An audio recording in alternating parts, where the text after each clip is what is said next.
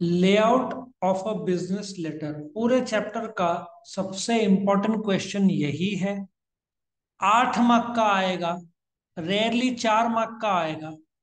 तो इसको एक्सप्लेन करने के लिए मैं आपको प्रैक्टिकल एग्जाम्पल भी दूंगा। और पहले तो समझेंगे लेआउट क्या है। आप जब भी लेटर लिखते हो तो डियर सर आपको पता होगा, बट जब हम बात करते हैं बिजनेस लेटर की तो उसको लिखने का एक तरीका होता है। ठीक है, एक एक सीक्वेंस होता है। वो सीक्वेंस प्रोफेशनल और ऑफिशियल माना जाता है। तो यहाँ पे हम देखेंगे कि लेआउट ऑफ बिजनेस लेटर के टर्म्स है, नाम है और प्रेजेंटेशन। एक एक करके देखते हैं। नाउ ये जो सपोजिटली ये A4 कागज है। कागज नॉर्मली क्या रहता है, A4। और क्वालिटी ऑफ कागज बहुत अच्छा रहता है, उस कागज को एग्जीक्यूटिव बॉन्ड बोलते हैं। थोड़ा मोटा कागज रहता है। नॉर्मली जो भी कागज में आप लेटर लिखते हो वो 70 GSM का रहता है। ठीक है, 70 GSM मतलब मोटा कागज जितना मोटा है उसको GSM में मेजर किया जाता है। और ज्यादातर लोग लेटर लिखते हैं एग्जीक्यूटिव बॉन्ड 70 GSM से भी अच्छा क्वालिटी जो आता है वो ऑफिशियल करस्पॉन्डेंस में यूज करते हैं। बट वो फिजिकल पार्ट ऑफ लेटर हम यहाँ पे देख रहे हैं लेआउट कैसे होता है। सबसे पहले नंबर 1 क्या है, हेडिंग। ये टॉप टॉप सेंटर में आता है। इसको हम लेटर हेड भी बोलते हैं। क्या बोलते हैं, लेटर हेड। यहाँ पे मैं आपको ये टाटा मोटर्स दिया है बट मैं पैरेलल आपको एक लेटर दिखा रहा हूँ जिसमें बता रहा हूँ। ये आपको दिख रहा है स्वास्तिक मार्बल्स, ये देखो ये दिख रहा है। ये हर कंपनी का एक CIN नंबर होता है। तो इसको लेटर हेड बोलेंगे, स्वास्तिक मार्बल लिमिटेड। ये इनका रजिस्टर्ड ऑफिस, ये पूना का पिन कोड और ये कंपनी का CIN नंबर। ठीक है ना, कॉर्पोरेट आइडेंटिफिकेशन नंबर। तो ये जैसे टाटा मोटर्स 17C पूना यहाँ पे दिया हूँ। इसको हम क्या बोलेंगे टेक्निकल भाषा में, लेटर हेड या हेडिंग। समझ में आया। सबसे पहले टॉप में यहाँ पे CIN नंबर आपको लाइव मैंने ये बता दिया। अब एग्जाम में आपको कोई भी लेटर आया तो आपके फादर जहाँ पे जॉब करते हैं या उनका बिजनेस है उनका नाम और एड्रेस डाल दो, कोई दिक्कत नहीं है। CIN सिर्फ आप कुछ भी, ये जो नंबर्स है 5, 2, 6 और 6, 12, 15, 20, 23 डिजिट जो है करीबन 3, 6, 8, 12, 15, 18, 21 डिजिट जो है वो कुछ भी लिख दो तो भी चलेगा। फिर if you go towards this side, left hand side, telephone, fax, email, website. अभी आप देखोगे लेफ्ट हैंड साइड में फोन, फैक्स, वेबसाइट, ईमेल, ये आपने डाल दिया आपका फोन नंबर। आजकल कुछ कंपनीज ये जो इंफॉर्मेशन है ना चार, कुछ कंपनीज ये इंफॉर्मेशन इधर देती है। कहाँ पे, ये साइड देती है। आपको मैं बताता हूँ जगह भी, सबसे निचले हिस्से में यहाँ पे लिखती है कुछ कंपनीज। क्योंकि ये इतना रेलेवेंट नहीं है, मेन तो कंपनी का नाम इधर आ गया ना। तो बट ये तुम्हारे लेवल पे इधर है, लेकिन प्रैक्टिकली कुछ कंपनीज ये सब एक ही लाइन में, मतलब यहां से ऑल द वे यहां तक ये डिटेल है। फिर भी एग्जामिनेशन पॉइंट ऑफ व्यू में तुम इसको कहाँ रखोगे, ऊपर की तरफ रखोगे। ठीक है। सो जब हम बात करते हैं लेटर की तो पहला क्या था बताओ। पहला लेटर हेड था, फिर excuse me, telephone, fax, email और वेबसाइट। उसके बाद रेफरेंस नंबर। अब मैं आपको बताता हूँ रेफरेंस नंबर क्या होता है। ये जो रेफरेंस नंबर है ये कंपनी का आइडेंटिफिकेशन कोड है। ठीक है। फॉर एग्जाम्पल आपका व्हाट्सएप मैसेज है, आपके पास 10 दोस्त के नंबर है। जो पर्टिकुलर दोस्त का मैसेज आया उसी नंबर पे आएगा। तो ये रेफरेंस नंबर से किसी ने कोई डाउट पूछा तो वो सपोजिटली अस्मिता मालपानी को लेटर लिखा। अस्मिता मालपानी जब जवाब देगी, ठीक है, तो वो योर रेफरेंस नंबर, यहां पे योर रेफरेंस नंबर ये लिखेगी, मतलब अपने को समझ में आएगा अस्मिता मालपानी इस लेटर का जवाब दे रही है, उस लेटर में ये लेटर का नंबर आ रहा है समझ में। अच्छा, इसको एग्जाम एक्सप्लेन करने के लिए आपका कॉलेज में अटेंडेंस होता है, पर रोल नंबर तो दिया होगा। तो ये लेटर सपोजिटली स्वास्तिक मार्बल लिमिटेड ने, ये इस साल का 67th लेटर है। तो आपको कैसे पता चलेगा 67th लेटर है, और कौन से डिपार्टमेंट ने भेजा है कैसे पता चलेगा? समझ में आ रहा है? तो ये रेफरेंस नंबर कुड बी, ठीक है, S could be sales, DH could be एक आदमी का नाम, ठीक है ना, धीरज हरवानी ऐसे हो सकता है। ये 13th letter of the year 1920। Logic समझ में आ रहा है? तुम ऐसा भी कर सकते हो, सिंपल सा है, अकाउंट्स का ए लिख सकते हो, मतलब पता चलेगा ए स्लैश, उसमें रंजन दास गुप्ता उसने लिखा है RDG स्लैश, उसका 15वां लेटर 21, 21 22 ऐसे कर दो, या सिर्फ 22 कर दो, मतलब साल 22 चल रहा है उससे पता चलता है। मतलब इससे ढूंढने में आसानी होती है। यदि RDG बोलेगा कि भाई मुझे लेटर ढूंढना है जो मैंने उसको लिखा था, तो उसको पता रहेगा कि 15वां नंबर का लेटर है। इससे जैसे आपका रोल नंबर्स रहते हैं, वैसे लेटर का रोल नंबर अच्छा। और क्या होता है, मार्केटिंग वाला रहेगा तो अलग जगह पे रहेगा। मार्केटिंग वाला जब बोलेगा कि मेरे को लेटर निकाल के लाओ, तो वो क्या करेगा, सेक्रेटरी यहाँ पे एस सेल्स या मार्केटिंग वाला देखेगी ढूंढेगी, अकाउंट्स वाला छोड़ देगी, क्योंकि मार्केटिंग वाले ने लिखा है। तो रेफरेंस का ये रेलेवेंस, आप कुछ भी लिखो तो भी चलता है, उसमें कोई दिक्कत नहीं है। यहां समझा? तो अभी ये हुआ आपका रेफरेंस नंबर, हेड हुआ। राइट हैंड साइड में डेट है, reference number left hand side. Date ये आपका ब्रिटिश स्टाइल है, ये आपका अमेरिकन स्टाइल है, अपन रहते हैं भाई इंडिया में, ठीक है ना। तो हम लिखेंगे इस स्टाइल से, डेट 10th अक्टूबर 2019, ठीक है, 10th अक्टूबर पूरा लिखने का, कॉमा 2019, फुल स्टॉप की कोई जरूरत नहीं है। कुछ लोग शॉर्टकट ऐसे लिखते हैं 10/10/2019, लेकिन ये आज के बजाय ये ज्यादा क्लियर दिखता है, ये इतना क्लियर नहीं दिखता। समझ में है कैसे आप लेटर लिखोगे? उसके बाद वापस से हम इधर आते हैं, रेफरेंस नंबर हो गया आपका। देखो लेटर का एक एक पार्ट हम देख रहे हैं। सबसे पहला ये क्या है, हेडिंग, ये कंपनी का कॉर्पोरेट आइडेंटिफिकेशन नंबर है। लेफ्ट हैंड साइड में telephone fax, right hand side में ईमेल वेबसाइट। बट ये हार्ड एंड फास्ट रूल नहीं है। मैंने क्या बताया था, ईमेल फैक्स ये और ये सब नंबर नीचे आए, इधर इधर भी लिखती है कुछ companies.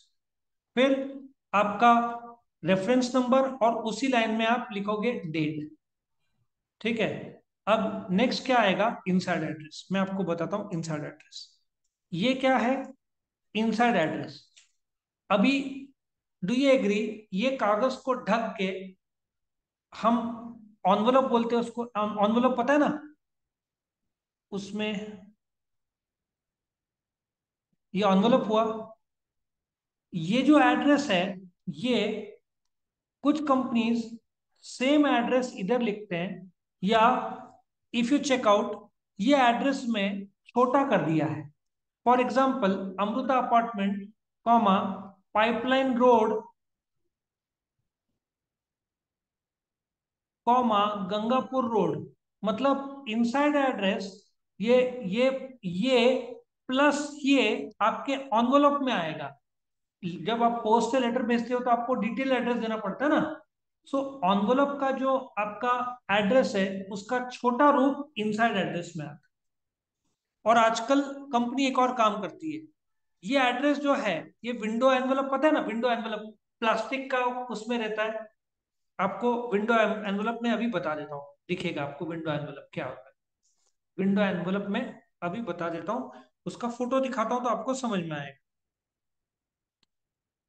Window envelope, window envelope में आपको ये देखो, ये इमेजेस इसमें आपको दिख जाएगा। ये दिख रहा है, इनसाइड एड्रेस इसमें ही आ जाएगा। मतलब कंपनी जो लेटर अंदर डालेगी कवर के अंदर, ये एनवलप प्रोनाउंस करते हैं इसको, एनवलप नहीं, एनवलप। एनवलप में देखो कभी ऊपर रखा है कभी नीचे रखा है, तो ये जो लिखा है कंपनी ने, ये इस प्लास्टिक में दिखेगा, तो अलग से लिखने की जरूरत नहीं पड़ती, और फिर एक स्टेपलर मार देती है ताकि वो इधर उधर ना, ऐसा भी कर सकती है। सो ये क्या था, लेटर हेड या हेडिंग। ये क्या है, ये लेटर हेड ही है। ये telephone, fax, email, website, reference number, date. Inside address जो मेन एड्रेस जो एनवलप में रहता है उससे छोटा हो सकता है, या तो विंडो एनवलप से छुपा हुआ यही दिखेगा, ये भी कंपनी कर सकती है। सब्जेक्ट, अभी सब्जेक्ट मतलब ये इतना बड़ा, 1 2 3 4, ये जो पैराग्राफ है इसका शॉर्ट रूप ये है। इसमें क्या बोलना चाहती है कंपनी, ये यहाँ पे बता रही है कि किस टॉपिक पे ये लिखा जा रहा है। लॉजिक समझ में आया, यस और नो?